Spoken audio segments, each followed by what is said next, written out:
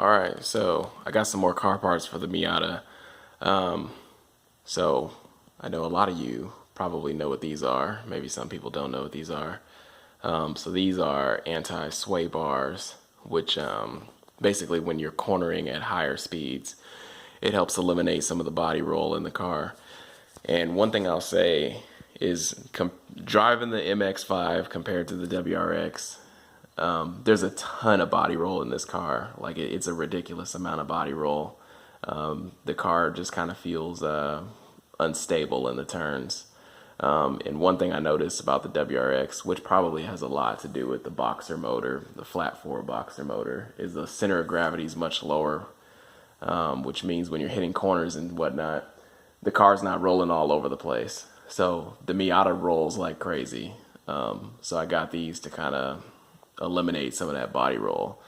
And the rear sway bar is pretty easy to install, but from what I hear, the front sway bar is kind of a pain. So I'll probably just do the rear today, and then when I get some motivation, or depending on how motivated I am, I'll do the front bar too.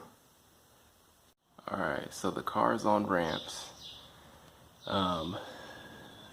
New sway bar. So this is what we're about to do.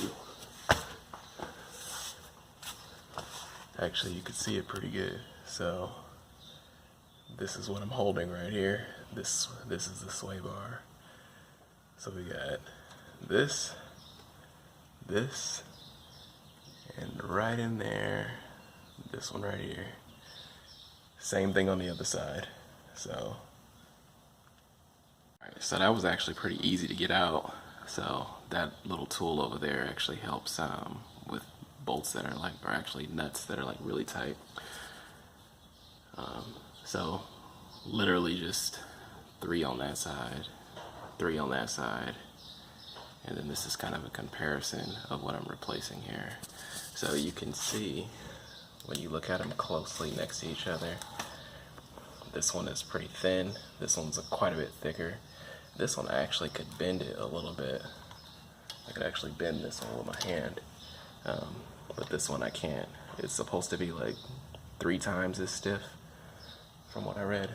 So just put this in, and oh, by the way, most of the time this requires some type of a grease in between here. These don't. It's a different type of material that doesn't require grease. So the new one's in there. It's actually pretty easy to get in, but you can see it, blue bar right there. So new one's in there. I just need to torque it down. Always use a torque wrench. You never want to over tighten a bolt because you'll break it. And if you don't tighten it enough, something could come loose while you're driving. And yeah.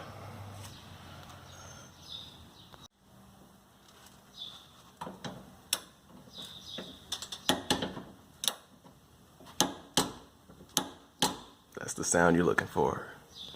Alright, so I just got done. I installed the rear sway bar and I actually went out on a test drive, kind of ran around the block a little bit, hit some curvy roads. So it definitely, and I read about this, it definitely oversteers now. So if I take the traction control off and I hit a corner, more than likely I'm gonna get the back wheels loose, which is fun. It's more fun to drive like that. But I definitely can take the corners at higher speeds. So I noticed I can kind of get through the corners a little bit faster, and the car's not rolling. It definitely feels more controlled. So I don't think I'm gonna put this one in today, but maybe later I'll make a separate video of installing the front sway bar, and then doing kind of a driving dynamic review after that.